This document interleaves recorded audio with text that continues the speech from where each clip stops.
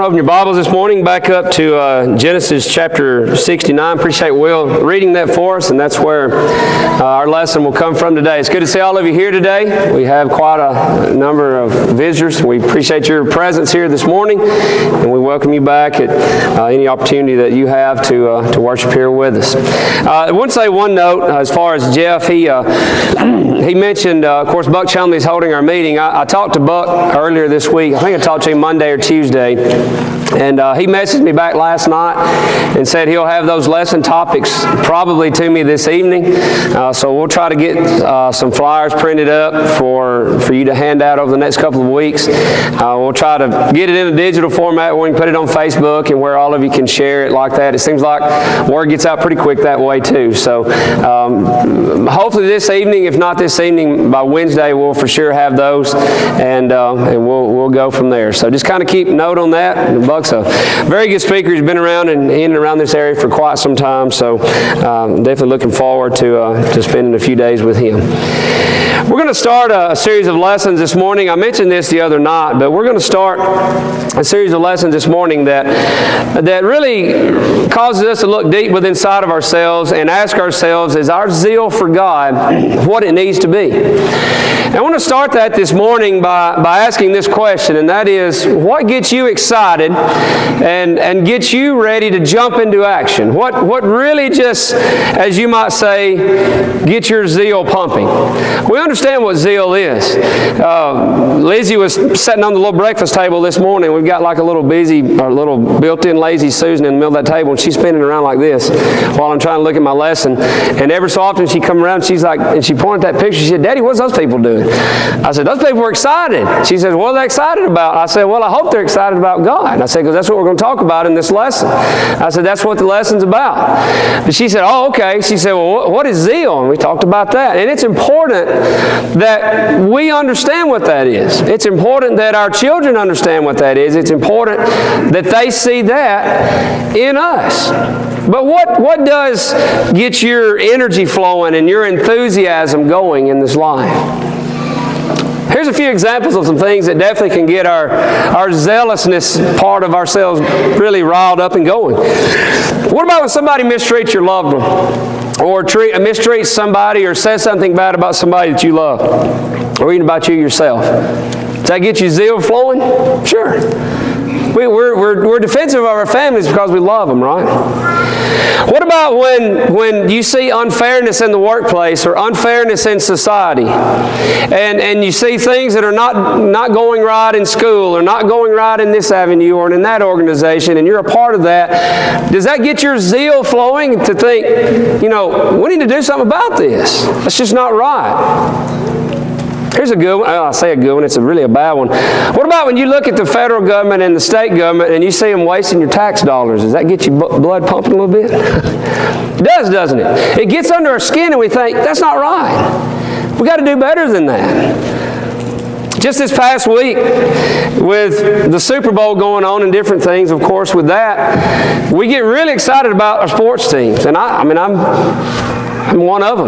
I get pumped up and I get excited about those sports. A lot of times every year during softball and baseball season, Julie will have to tell me before a game, now remember who you are. It's kind of like that song, Christian, remember who you are today. Don't get too excited. Don't stay within yourself. Stay calm out there. It's just a game. But we get pumped up about that. I saw a video of a guy last week during the Super Bowl. He got so upset that he tore his TV off the wall. That's pretty bad.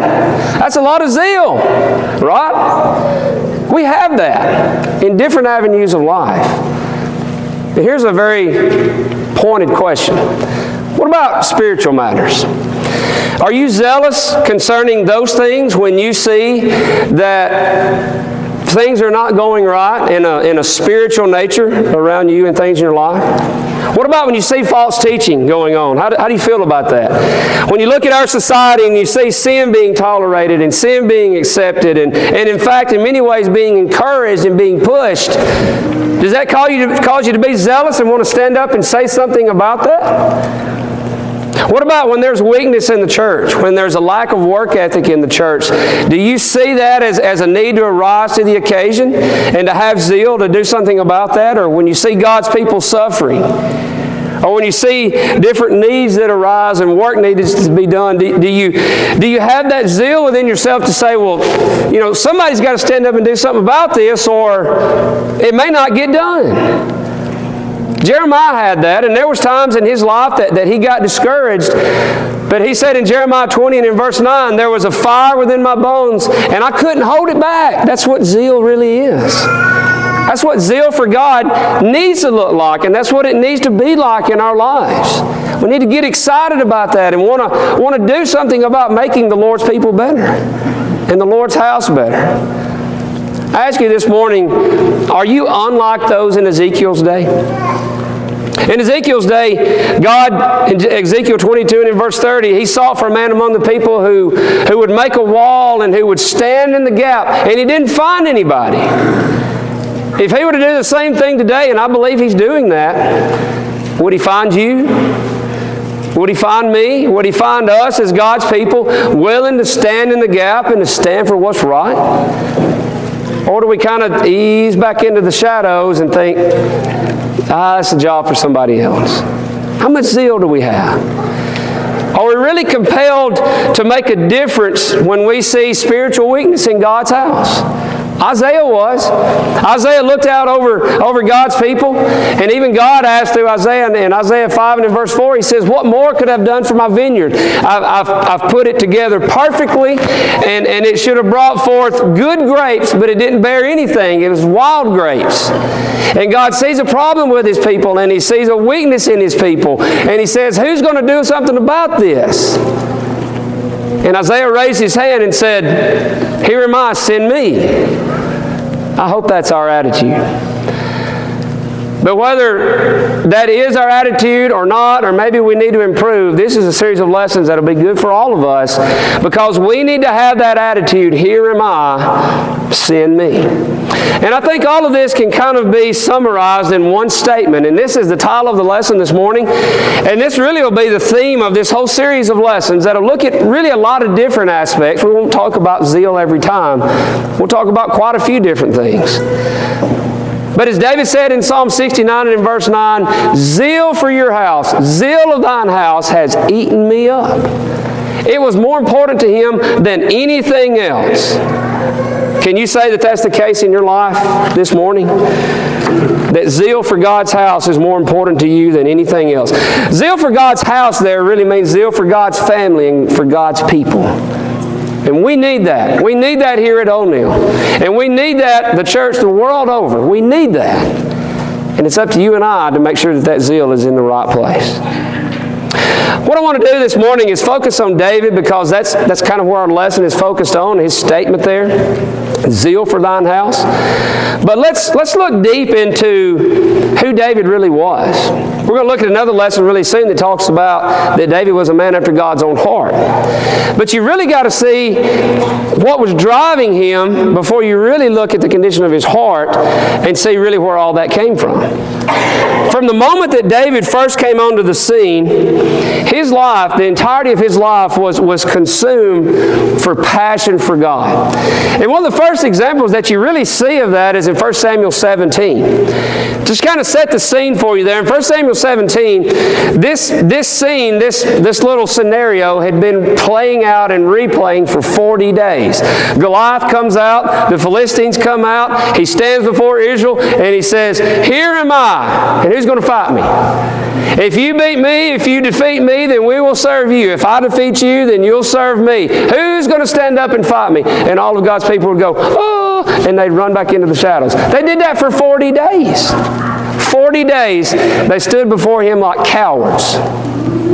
Till finally one day, Jesse sent David and said, I want you to go check on your brothers. I want you to go check on Eliab and your other brothers and see how the battle's going. And about the time David gets there, and about the time that he walks up, here comes Goliath, and he's day 40. And he's out there and he's saying, here am I, Goliath. Who's going to fight me? Who's going to stand against me? And over, day in and day out, he said, I'm going to defy the armies of Israel. He is speaking blasphemous words against God's people. And here's a little old shepherd boy that didn't know anything about battle. And he's hearing all of this. And he's hearing what should be done, and he's asking the question, what should be done for the man who kills this Philistine? But that really wasn't his main focus. His main focus was, who is this uncircumcised fellow out here? Who is this guy standing about 9.5 feet tall that thinks he's hot stuff? Who is he to talk about God? Who is he to talk about God's people that way? And why, basically, have not you or any of these people done anything about it in the last month and a half? What's going on? David decided that wasn't going to cut it. And he interjected himself into this scenario and said, I'll do something about it. And God's going to help me do it. And it's just as soon as he got ready to do that, Eliab, his older brother, said, I know how arrogant you are, little brother. And I know how full of yourself you are. Go back to your little sheep. Just go home. And David said, hold on a minute. What have I done? Is there not a cause? Is there not a reason to stand up? Is there not a word that needs to be said for God's people? While you all have sat around and done nothing, he says, something needs to be done. Look at David's zeal. That really was not his problem. He could have gone back to the sheep. But he couldn't stand for God's people to be running the ground and for God to be running the ground. And David said, I'll fight him. And I'll fight him today. We have that kind of zeal when we see that things are not going well for church and for God's people. David would not stand idle in the face of evil. What are we going to do? There's plenty of evil all around. Are we Israel who runs back into the shadows every day when we hear the threats from the evil side? Or do we stand up and say, who are they to talk this way? And we're going to do something about it. Zeal forces somebody to do something about it. From that standpoint, I'm afraid there's a lack of zeal many times in us as God's people. Because we just don't stand up the way we need to. And if we are, we probably need to do more. Another account of David's zeal is where in the book of 2 Samuel chapter 6, the ark is being reinstated. And that's talking about, obviously, the Ark of the Covenant. Now, you've got to really look at the background of this to understand really just how an important scenario is playing out here. When you go back and you read 1 Samuel 4 through 1 Samuel 7, you'll read there where the ark was captured. The Philistines captured it. They took it away. They didn't hold it very long because they realized the power that it held and things weren't going well for them. So they brought it back, and it ended up in Kiriath Yearim, and it stayed there for like 20 years. We read 1 Chronicles chapter 13. David references this, and we read that in the context of 2 Samuel 6. So it stayed there 20 years after it had been captured. And in all the reign of Saul, David says in 1 Chronicles 13, never was the ark in the place that it needed to be. Saul reigned for like 40 years. And there's some differencing opinions on exactly how long the ark had been displaced. But we're talking at least somewhere in the 50, 60 year range. And now finally the ark is being brought back, is going to be put in the tabernacle, is going to be put in the place that it's supposed to be, and worship is going to be put back where it needs to be. And David is just completely beside of himself because of that. And in 2 Samuel 6 and in verse 14, David danced before the Lord with all of his might and was wearing a linen ephod. Now some, in particular Michal, she was upset about that. But he said, it's not a show for me. It's a praise and a worship and a happiness for God, because now things are going to be about like God wants it to be. Which shows you that David was not okay when worship was not going right. And you see his excitement and his zeal as things are being put back into place. Just a wonderful scene that plays out. But he was overjoyed to see true worship. He was overjoyed to see the ark being reinstated. Are we that zealous about our worship? We've just finished recently a series of lessons on worship. After coming through that and thinking about those things, are we zealous for God's worship and to make sure that things are done right, decently and in order, but with zeal and with sincerity? David was. But it didn't stop there. David sought to build God a temple. We know that God didn't allow him to because his hands had shed much blood. He said, the temple will be built by your son. I'll give him the credentials, but you're not going to build it. But I want you to notice how he did have that strong desire to build it. David sought to build God a temple. And in 2 Samuel chapter 7 and in verse 1 and 2 we see here, notice what it said. It said, it came to pass that when King David was dwelling in his house, the Lord had given him rest from all of his enemies all around. So there was a lot of turmoil in David's life, but for this time period things were good. Things were at peace. There wasn't any fighting. And everything was going right. That's great, isn't it? When everything's going right in our life, when everything is good, when everything is peaceful, we can become very self-centered. And it's very easy to forget about God when everything's good in our life. Everything's good in David's life, but that zeal hasn't left. He started looking at his palace. He started looking at the things that he's got in his life. He started looking at all this good, and he said, wait a minute. I'm sitting in this big, nice place. I've been given all this peace. I've been given all this luxurious things. But the ark of God dwells inside of a tent with curtains. David said, that's not good enough. We got to do better for God. And I want to build God a temple. And it was an admirable desire. God wasn't ready to do that yet. But still, it was a commendable thing in David. For him to not be selfish, but to say, hey, God's given me all this. Surely I can do better for Him. Do we have that mentality? Do we look at our blessings? Do we look at what God has done for us and then look at God and say, well, is He dwelling in tents? Are we giving God our best? Are we serving Him in the greatest capacity that we can? Are we serving Him with zeal? David wasn't self-centered, but rather he thought about how God could be better cared for. And again, just to kind of summarize the rest of his life, he was passionate about everything about God. Just some familiar passages. Psalms 122 and in verse 1, a song of ascents, a song that they would sing as they were going up to worship God. David said, I was glad when they said, let us go into the house of the Lord. That shows his zeal. Psalm 26 and in verse 8, I've loved the habitation of your house. And one of my favorites, Psalm 27 and in verse 4, the single most desire that he possessed in his life was that he would dwell in the house of the Lord all the days of his life, and to behold the beauty of the Lord and to inquire in His temple. Something that he really never fully got to do, but he had that desire. And what's unique about this whole situation is that we see that zeal. When you go back to Psalm 69, you see that zeal in those verses right there, particularly in verse 9. But in the verses just coming before that, you see of how bad things were for David.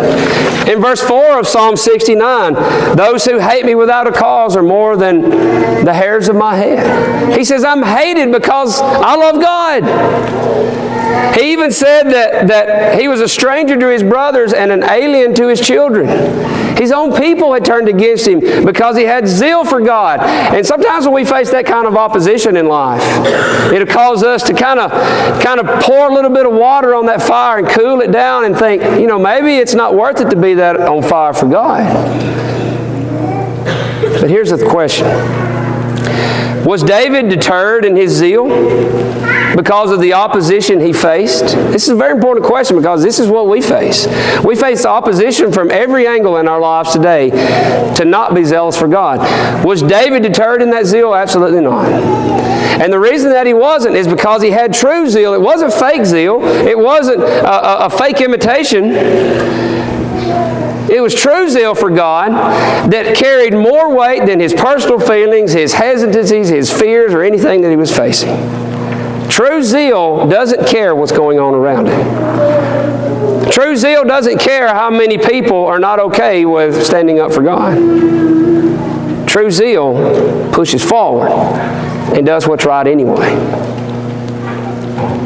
Now, as we think about David this morning, when you read Psalm 69 and in verse 9, there's one other verse that you can't leave out. And I want to share that with you this morning because I want to show you how that was continued on throughout the generations and how people many generations later still understood what David said. Let's talk about the zeal of Jesus just for a moment this morning. Luke chapter 2 and in verse 49, 12 years old, 3 days apart from his family. Finally, they found him in the temple. What's he doing? He's amazing the scholars. He's talking about God's Word. He's asking questions they can't answer and making statements that they don't fully understand. And his parents finally get back to Jesus and they say, why have you done this? Just like any parent would do. Why didn't you stay with us? We're worried to death about you. What did the calm 12-year-old say? Did you not know that I must be about my Father's business? The entirety of Jesus' life, he was laser focused on serving God. He had a zeal like none other.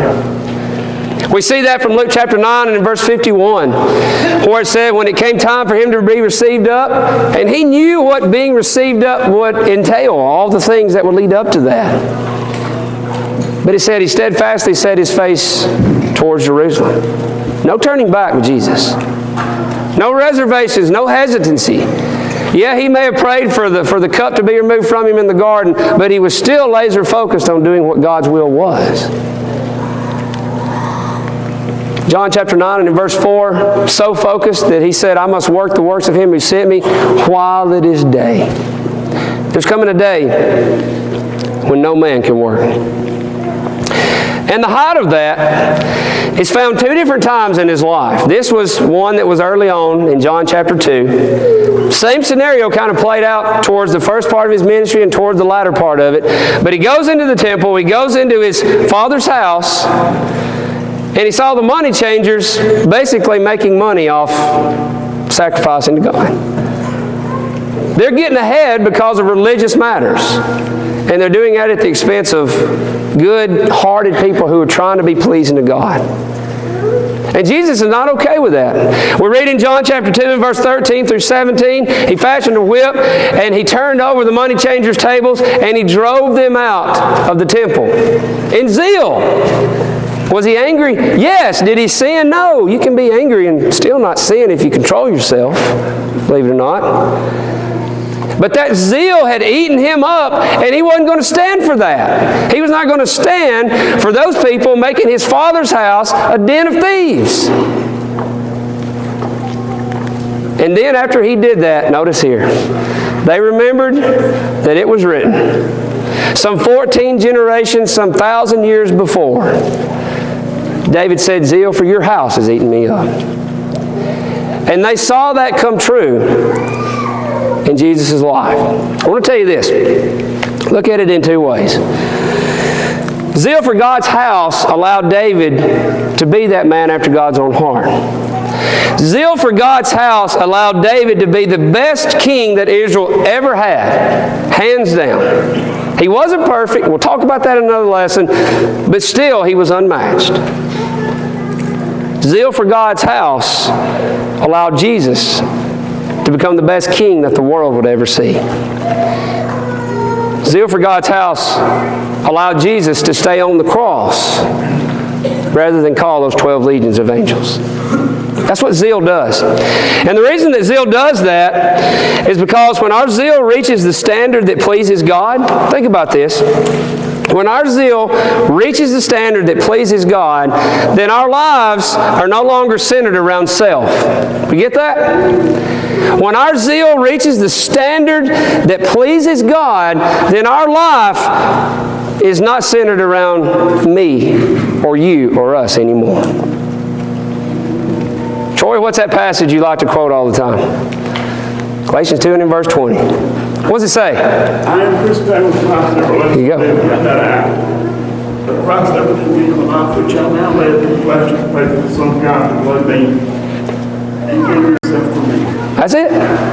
How simple is that? What was Paul saying there?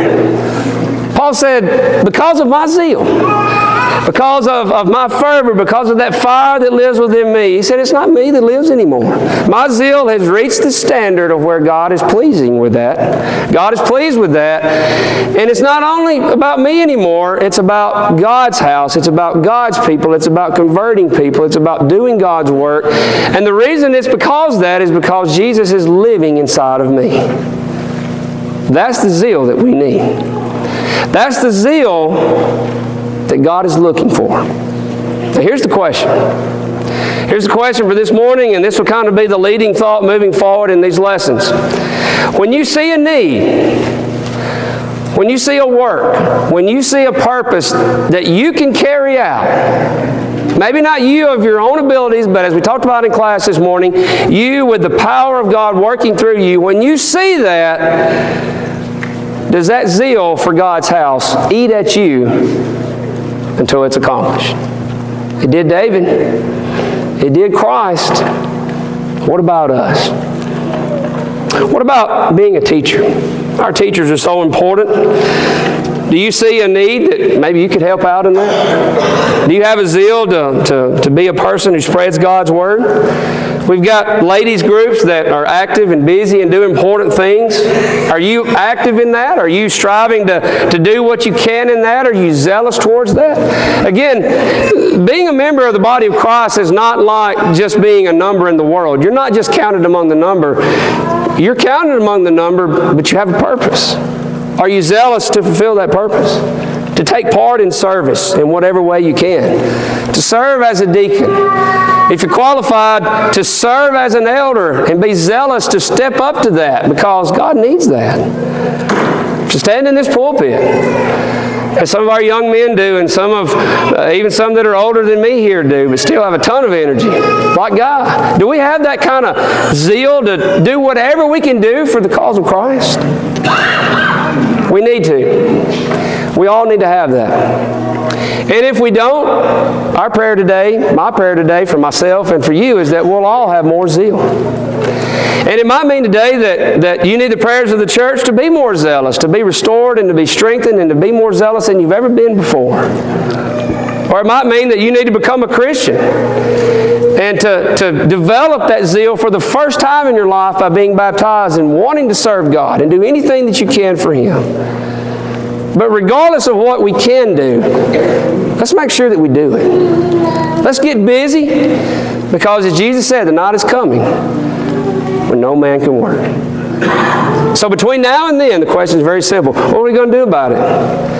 Are we going to rise to the occasion like David and say, well, who's this Philistine and what are we going to do about it? Are we going to rise to the occasion like Jesus and say, now hold on a minute, this is not what we do in God's house. We got to do better than this. Or are we going to kind of fade into the shadows and do nothing? We need to be zealous. God has given us His very best. He deserves our best. And let's do that. And together, we can do that. Appreciate your attention this morning. As we look back at David, as we look at Christ and see the zeal that existed there, let's make sure this morning that we examine ourselves, and if we need to make some changes, let's do that. If it's of a public nature, let's do that. But let's be completely resolved to move forward and have the zeal that we need to have to serve God. If you need to make some changes to your life this morning, we encourage you to come while Hollis leads us in the song of invitation.